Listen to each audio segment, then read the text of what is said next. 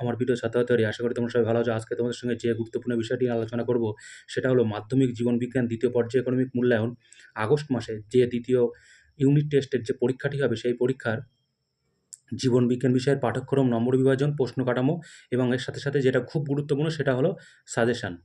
তাহলে একদম প্রথমে আসছে হচ্ছে পাঠ্যক্রম। তার আগে একটা কথা বলে রাখি, চ্যানেলটি ভালো লাগলে অবশ্যই মনে করে সাবস্ক্রাইব করে দিও। পাঠ্যক্রম বলতে সিলেবাস, মানে কোন চ্যাপ্টারগুলো বা অধ্যায়গুলো পরীক্ষা হবে। পরীক্ষা হবে কোন অধ্যায় না, দ্বিতীয় অধ্যায় হচ্ছে জীবনের প্রবহনতা। এখান থেকে কিন্তু সবকটা পরীক্ষা হবে না, তার মধ্যে থেকে পরীক্ষা হবে যেটা হচ্ছে জনন, সপুষ্পক উদ্ভিদের যৌন জনন এবং বৃদ্ধি ও বিকাশ। 3 নম্বর অধ্যায় হচ্ছে বংশগতি, কয়েকটি সাধারণ জিনগত রোগ, এটা কিন্তু সম্পূর্ণ পরীক্ষা হবে। 4 নম্বর অধ্যায় হচ্ছে অভিব্যক্তি অভিযোজন, এটা কিন্তু সম্পূর্ণ পরীক্ষা হবে। তাহলে এই হচ্ছে সেকেন্ড ইউনিট টেস্টের সিলেবাস। এরপরে আসি নম্বর বিভাজন, তার সাথে সাথে প্রশ্ন কাঠামো এবং সাজেশান। তাহলে দ্বিতীয় অধ্যায় থেকে কি আছে না, দ্বিতীয় অধ্যায় হচ্ছে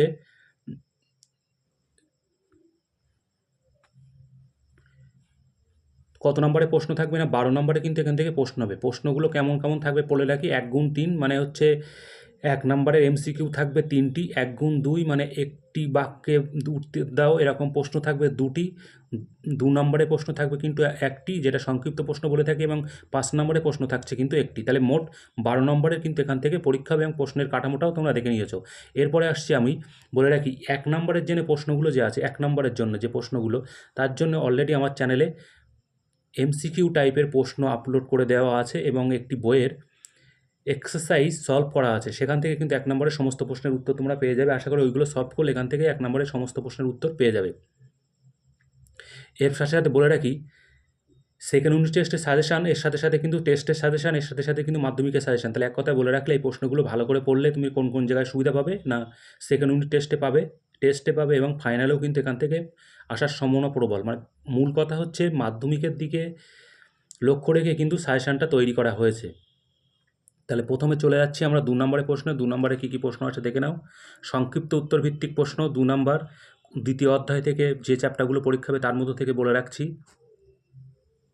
আর একটা কথা বলছি, এই যে এক্সট্রা মার্কসগুলো দেওয়া আছে, যেগুলো এক্সট্রা মার্ক, এগুলোর জন্য অনেক সময় 2 নম্বর অথবা 3 নম্বর দুটো ধরনেরই প্রশ্ন কিন্তু থাকবে। মানে এখানে 2 নাম্বারে আছে কিন্তু পরীক্ষায় 3 নম্বরের জন্য আসতে পারে। তাহলে সেইভাবে কিন্তু তোমাদের পড়ে রাখতে হয় প্রশ্নগুলো। একদম প্রথমে হচ্ছে যৌন জনন ও অযৌন জননের পার্থক্য লেখো। দ্বিতীয় হচ্ছে স্ট্রোক ও শিয়নের বলতে কী বোঝো। 3 নম্বর হচ্ছে কৃত্রিম অঙ্গজ বংশবিস্তারের গুরুত্ব উল্লেখ করো।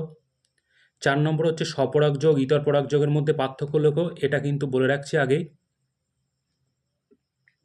স্বপরাগযোগ ইতর পরাগযোগের মধ্যে পার্থক্য এবং এর সাথে সাথে সুবিধা এবং অসুবিধা দুটোই কিন্তু একই জিনিস।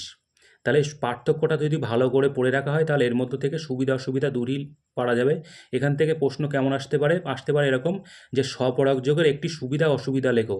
সেক্ষেত্রে কিন্তু পার্থক্যটা খুব ভালো করে পড়ে রাখলে সব ধরনের প্রশ্নের উত্তর কিন্তু এখান থেকে করা যাবে। এই প্রশ্নটা কিন্তু ভিভিআই, স্বপরাগযোগ ইতর পরাগযোগের পার্থক্য বা সুবিধা অসুবিধা যাই বলি না কেন সেটা। এরপরে আসছি স্বপরাগযোগ অপেক্ষা ইতর পরাগযোগ অধিকতর উন্নত, বক্তব্যটির যথার্থতা বিচার করো। তারপরে হচ্ছে বৃদ্ধি ও বিকাশের মধ্যে সম্পর্ক এবং উদ্ভিদ দেহে দিনশেকের গুরুত্ব উল্লেখ করো। এইগুলো প্রশ্ন কিন্তু আমি অলরেডি 2 নম্বরের জন্য রেখেছি, দেখে নাও 2 নম্বরের জন্য। এখান থেকে 2 নম্বরের প্রশ্ন আশা করি তোমরা কমন পেয়ে যাবে। 2 নম্বরের প্রশ্ন কিন্তু এখান থেকে থাকছে হচ্ছে একটি, ফলে একটি প্রশ্ন অবশ্যই তোমরা কমন পাবে। এর সাথে সাথে আমি বলে রাখছি 5 নম্বরের প্রশ্ন দৈর্ঘ্য উত্তর ভিত্তিক প্রশ্ন। এর টাইপটা কেমন হয়, 5 নম্বর মোট থাকে কিন্তু এটাকে ভেঙে দেয়া হয় 3+2 অথবা 2+3, যেমনভাবে ভাঙা হোক না কেন। তাহলে সরাসরি 5 নম্বরের প্রশ্ন কিন্তু আসার সম্ভাবনা কম, ভেঙে ভেঙে আসে। তাহলে কী কী প্রশ্ন আছে দেখে নাও। প্রথমে হচ্ছে জননের প্রয়োজনীয়তা বা গুরুত্ব লেখো। এটাও কিন্তু 2 নম্বরের জন্য আসতে পারে, 3 নম্বরের জন্য আসতে পারে। তারপরে উপযুক্ত উদাহরণসহ অযৌন জননের 5টি পদ্ধতি বর্ণনা করো। এখানে আমি অলরেডি 5টি পদ্ধতি উল্লেখ করে রেখেছি। অনেক সময় 3টি পদ্ধতি দিয়ে 3 নাম্বার দিতে পারে, 3টি পদ্ধতি উল্লেখ করে বলতে পারে এটা 3 মার্কের প্রশ্ন থাকতে পারে, অথবা অনেক সময় বলতে পারে এটা 2টি পদ্ধতি লেখো। 2টি দিলে কিন্তু এখানে 2 নম্বরের প্রশ্ন থাকবে, 2টি দিলে।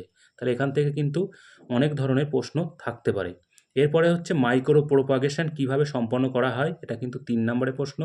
এই মাইক্রো প্রোপাগেশন কীভাবে সম্পন্ন করা হয় বা মাইক্রো প্রোপাগেশনের পদ্ধতি উল্লেখ করো, এখানে কিন্তু একই ধরনের প্রশ্ন।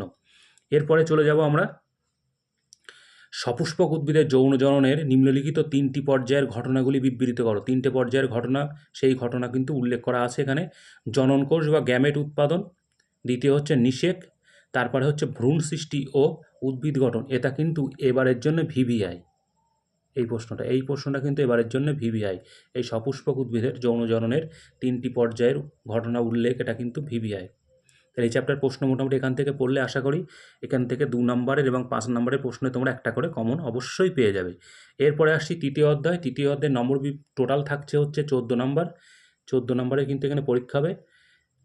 মার্কস ডিস্ট্রিবিউশনটা আরেকবার বলে দিচ্ছে এখান থেকে 1 গুণ 3, মানে 1 নম্বরের প্রশ্ন এমসিকিউ থাকবে 3টি, একটি অথবা দুটি বাক্যে উত্তর দাও 1 নম্বরের প্রশ্ন থাকছে 2টি, সংক্ষিপ্ত উত্তরধর্মী প্রশ্ন থাকছে 2টি এবং একটি বড় প্রশ্ন 5 নম্বরের থাকছে 1টি। তাহলে মোট এখান থেকে কিন্তু 14 নম্বরের প্রশ্ন হচ্ছে। তাহলে প্রথমে বলে রাখছি, আবারও বলে রেখেছি যে 1 নম্বরের জন্য কিন্তু চ্যানেলে অলরেডি ভিডিও আপলোড করা আছে, ওখান থেকে তোমরা দেখে নিও। এরপরে আসছি 2 নম্বরের প্রশ্ন। 2 নম্বরের প্রশ্ন কী কী থাকতে পারে? এখানে হচ্ছে একই প্রজাতির জীবের মধ্যে প্রকরণের কারণগুলি লেখো। দ্বিতীয় প্রশ্ন হচ্ছে প্রকট ও প্রচ্ছন্ন বৈশিষ্ট্য বলতে কী বোঝো। তৃতীয় হচ্ছে ফিনোটাইপ ও জিনোটাইপের মধ্যে পার্থক্য লেখো। এটা কিন্তু ভীষণ ইম্পর্টেন্ট, এই সি দাগ, এটা ভিভিআই, এটা কিন্তু ইম্পর্টেন্ট। 4 নম্বর হচ্ছে মেন্ডেলের প্রকটতা সূত্রটি লেখো। 5 নম্বর হচ্ছে পৃথক ভ্রমণের সূত্রটি ব্যাখ্যা করো। অনেক সময় থাকতে পারে যে এক সংকর জনন পরীক্ষায় সিদ্ধান্তটি লেখো, সেক্ষেত্রে কিন্তু সূত্রটাই লিখতে হবে। তাহলে পৃথক ভ্রমণের সূত্র এবং সিদ্ধান্ত একই। নেক্সট প্রশ্ন হচ্ছে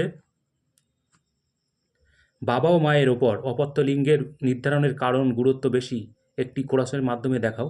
এই প্রশ্নটা কিন্তু অলরেডি 23 এবং 24-এ চলে এসছে। 23, 24, এর সাথে সাথেও কিন্তু 25-এ আসবে, একদম গ্যারান্টি, এটা কিন্তু 25-এ আসবে। এই প্রশ্নটা কিন্তু বারবার দিচ্ছে, বিভিন্ন ফরম্যাটে দিচ্ছে, কিন্তু উত্তর কিন্তু একই। এরপরে হচ্ছে হিমোফিলিয়া রোগে পুরুষরা কেন বেশি আক্রান্ত হয়। থ্যালাসেমিয়া প্রতিরোধে জেনেটিক কাউন্সেলিং কেন গুরুত্বপূর্ণ। তার এই কটি প্রশ্ন রেখেছি আমি 2 নম্বরের জন্য। আশা করি এখান থেকে এই প্রশ্নগুলো সলভ করলে 2 নম্বরের প্রশ্ন কমন পেয়ে যাবে। এরপরে আসছি আমি 3 নম্বরের প্রশ্ন। 3 নম্বর বলতে এখানে বলে রাখি 5 নম্বরের প্রশ্ন কি 2 + 3 অথবা 3 + 2 এইভাবে ভেঙে করা হয়েছে। তাহলে এখানে কী আছে, একদম প্রথমে হচ্ছে মেন্ডেলের সাফল্য লাভের কারণ।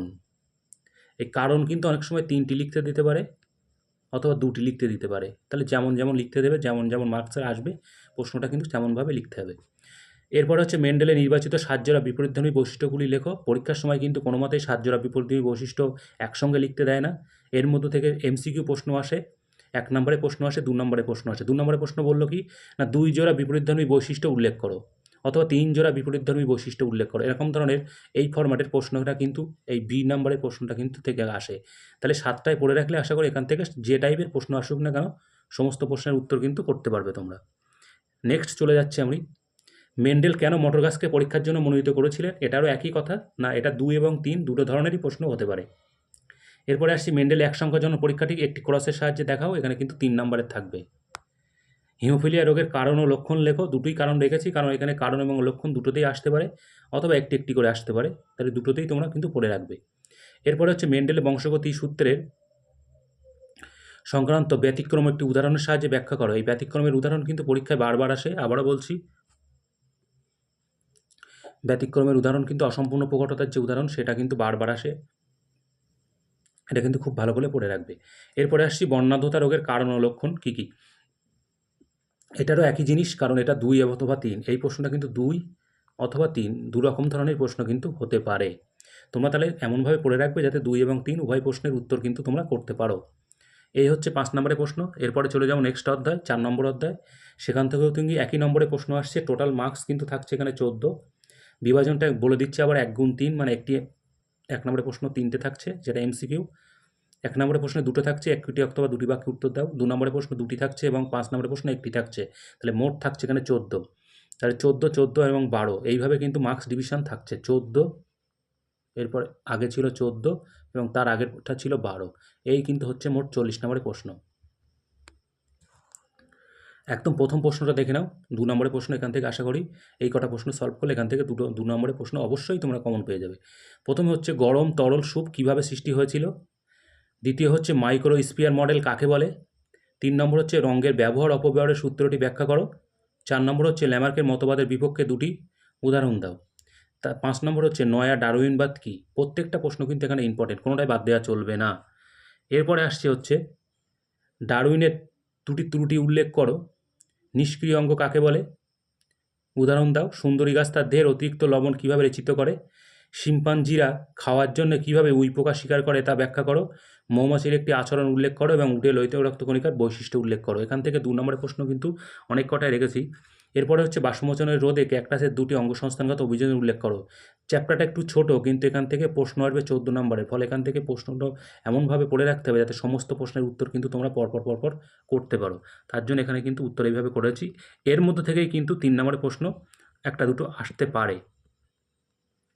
নেক্সট চলে যাব আমরা 5 নম্বরের প্রশ্ন, দীর্ঘ উত্তরভিত্তিক প্রশ্ন। একদম প্রথমে হচ্ছে জীবনের রাসায়নিক উৎপত্তির সংক্ষিপ্ত রূপরেখা মিলার ও উডের পরীক্ষার সাহায্যে বর্ণনা করো। এটা কিন্তু 5 নাম্বার থাকবে। এই পরীক্ষাটা কিন্তু দিলেই কিন্তু 5 নাম্বার। এই তোমাদের জীবনবিজ্ঞান সাবজেক্টের মধ্যে এই 5 নম্বরে একটা প্রশ্নই আছে, যেটা সরাসরি 5 নম্বরের প্রশ্ন দেওয়া যায়। এরপরে আসছি আমরা ল্যামার্কের মতবাদে যেসব তত্ত্বের উপর প্রতিষ্ঠিত সেগুলি সম্পর্ক লেখো। মানে ল্যামার্কের যে মতবাদগুলো আছে সবকটাই লিখতে বলছে, আমি এখানে সবকটাই রেখে দিয়েছি, কারণ এর থেকে নাম করে দিলে কিন্তু তোমাদের লিখতে হবে, তাহলে প্রত্যেকটা কিন্তু তোমাদের এখান থেকে পড়ে রাখতে হবে। নেক্সট হচ্ছে ল্যামার্কের মতবাদের সপক্ষে 3টি এবং বিপক্ষে 2টি, কারণ বইতে কিন্তু সপক্ষে 3টি এবং বিপক্ষে 2টি উদাহরণ আছে। এই দুটো উদাহরণটা কিন্তু ভীষণ ইম্পর্টেন্ট, তোমরা কিন্তু এটা খুব ভালো করে পড়ে রাখো। এরপরে আসছে অভিব্যক্তি সপক্ষে জীবাশ্মগঠিত প্রমাণ ঘোড়ার উদাহরণ দিয়ে ব্যাখ্যা করো। এটা কিন্তু এবারের জন্য ভীষণ ইম্পর্টেন্ট, ভিবিআই ঘোড়ার উদাহরণ কিন্তু বারবার আসে। নেক্সট চলে যাব আমরা অভিব্যক্তি সপক্ষে নিষ্ক্রিয় অঙ্গ এবং ভ্রূণবিদ্যা ঘটিত প্রমাণ ব্যাখ্যা করো। সুন্দরী গাছের শ্বাসমূল এবং উটের জল নিদারুণের জন্য কী কী ধরনের অভিযোজন ঘটছে তা সংক্ষেপে লেখো। একটি মৌচাকে কোনো শ্রমিক মৌমাছি অন্যান্য শ্রমিক মৌমাছিদের কীভাবে খাদ্যের উৎসের সন্ধান অবস্থান জানায়। অভিযোজন কাকে বলে? ক্যাকটাসের অভিযোজন বৈশিষ্ট্য উল্লেখ করো। এই ছিল হচ্ছে 5 নম্বরের প্রশ্ন। 5 নম্বরের প্রশ্ন তোমরা ভালো করে দেখে নাও, প্রত্যেকটা প্রশ্ন কিন্তু এখান থেকে ইম্পর্টেন্ট। এখান থেকে কিন্তু প্রত্যেকবার এরকম ধরনেরই প্রশ্ন আসে। আশা করি এই চ্যাপ্টারটা ভালো করে পড়লে এখান থেকে 14 নম্বরের প্রশ্ন কিন্তু তোমরা কমন পেয়ে যাবে। চ্যানেলটি ভালো লাগলে অবশ্যই মনে করে সাবস্ক্রাইব করে দিও। ধন্যবাদ।